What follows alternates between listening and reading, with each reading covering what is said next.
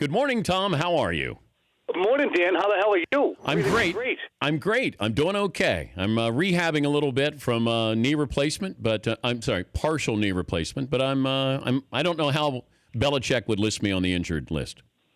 We'll put out an injury report on Wednesday for the first game. So that's not needed right now. Have you ever gotten the stare from Belichick by asking a question? The inner circle. Yeah. Oh, you've gotten that look like, oh, it's a stupid question, but I'm going to answer it this way. Yeah, I absolutely have gotten that a few times. You just got to play along. Is there such a thing as a good question to Belichick? Oh, definitely. Really? Absolutely. Anything that talks about scheme, anything that talks about history. Honestly, when you ask a question that tries to say, look, I don't know how this works, explain it to me, loves it. How about if you started the press conference? Is he going to have one today? He already did. He was great. He was great. What does that mean, he was great? Well, look at my Twitter feed, and you'll see the story up there that explains that he said, look, I understand we've got some exceptional evaluators out in the media, but there's nothing going on out there the last few days. So you guys are able to tell us exactly who's competing, but until we're playing real football, I can't do it. So you guys are doing a terrific job, but it's not real actual football yet. What if you said to Belichick, Coach, what would you like to talk about today? Would you do that for me one day? Yes.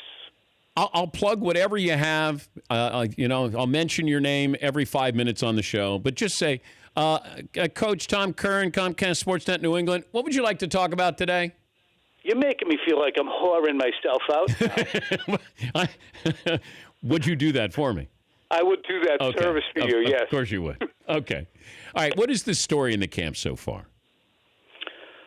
To me, it's on a few different micro levels. It's Rob Gronkowski returning from his back surgery and being spry. It's Malcolm Butler setting aside his business issues and competing the way he is. It's the addition of Brandon Cooks, who is 17 touchdown, 2,300-yard receiver over the last few years, and Stephon Gilmore. I think there's a Rob Ninkovich story on the horizon because he hasn't been there either of the first few days of camp. He might be saying, you know what, I don't know if I'm going to do this. Really? But the bigger story is the pursuit of 19-0, which I don't think is just silly talk. But how did this start? I don't know if it's because they had a great offseason. I get that. You're defending Super Bowl champs. But it almost feels like the media is looking at this saying they want this story to happen. And I look at the schedule. There's a tough 5-week schedule or a stretch where they got 4 road games. And I went, it's really hard to win like 12 or 13 games in the NFL, let alone to go 19-0. Here's the reason I think it is likely. Okay. It is more likely than any other team has ever been in the league. They went 14-1 with Brady under center last year. The only game they lost with Brady was Seattle. They were at the 1-yard line with 30 seconds left, and they didn't score to tie it. So they went, ostensibly, could have been 15-0 with Brady. Not only that, but they beat the hell out of 2 teams in the playoffs from the AFC, non-competitive games, and didn't even play well. Then in the Super Bowl, they spot the NFC champions 25 points with 23 minutes left, and they erased the lead. To that group, they add Gronkowski because he wasn't playing, Brooks, and Gilmore. Yeah. I mean, what are we talking about? Do you think they're going 19-0? I do. All right, I'll bet you dinner. Where do you like to eat? You can pick. You ever been to a ground round? Yeah, I have. Okay. I've been to the Brown Derby before. I'll go to Ponderosa. Okay, that's fine. I'll do all of those things. But at the Super Bowl in Minnesota, I'll buy you dinner if the Patriots are there and they win and they go 19-0. Because I don't see. Then it's going to have to happen on Monday. Yeah. After. You're going to spend an extra day in Minnesota, you weirdo? Yes, I will. I love Minnesota in February. Okay. Yeah. But that's not going to happen. Do you think it's ludicrous to talk about this? No, not ludicrous. I know that we haven't had a story to talk about in the offseason in the NFL. Like, what has been the big story? We're trying to make Kaepernick a big story. This one came along at a great time. All of a sudden, USA Today goes, you know what? The odds of them going 19-0. Vegas puts out odds. They're the biggest favorites we've had in a long, long time to win the Super Bowl. Everybody jumped on it because there's nothing else to talk about. If you had a controversy in the NFL, we had a we had a Deflategate, and then you had the Kaepernick stuff, Ray Rice stuff. There's been something. We haven't had anything in the offseason. The offseason has been owned by the NBA, not the NFL. You're right. And that's the other interesting thing about this training camp, too. This is the first time since 2013 the Patriots haven't had some poop storm swirling around. Yeah. 13 was Hernandez, Tim Tebow, and they had Welker. Yeah, that was the Welker year. 14, Revis came. 15, Deflategate. 16, Deflategate. There's nothing that's going on in this camp except for football that we aren't supposed to evaluate yet. I also, I'm probably the only person in the media who believes this, but I can see a scenario where this is Tom Brady's last year. I don't think you're completely high. But I'm on my way. It's unlikely that it is. Okay. Because he really does want to play till I believe at least 43 years old. And he keeps saying 45 or 50. But I think the family pressure. I think that's real, Tom.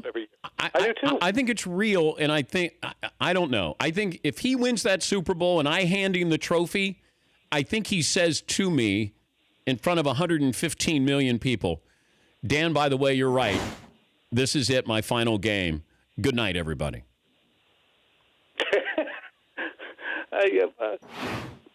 I would see it playing out that way as well.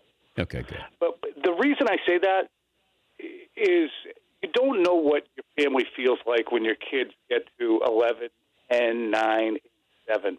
It's different when they're 6, 5, 4, and they're portable. They're all in the house. Once you start feeling as if you're missing things and maybe being a little bit absent to very important things, I think that starts to weigh on you, don't you? Yes, I do, but I also think if your kids get to a certain age where they do get to see dad play at a very high level, it's a pretty cool thing for dad. His kids have gotten to see him play, wearing the jerseys, watching the games, and he's won Super Bowls. I do think there's something to the Giselle part of this. I really do, and I think if I don't know if he's going to try to play till he's 43 to prove a point that this new health kick and his diet and his, nutritionist or trainer or whoever, that they've tapped into something, the fountain of youth. I could just see a scenario where maybe this would be his last year. So I don't think you're crazy. Okay.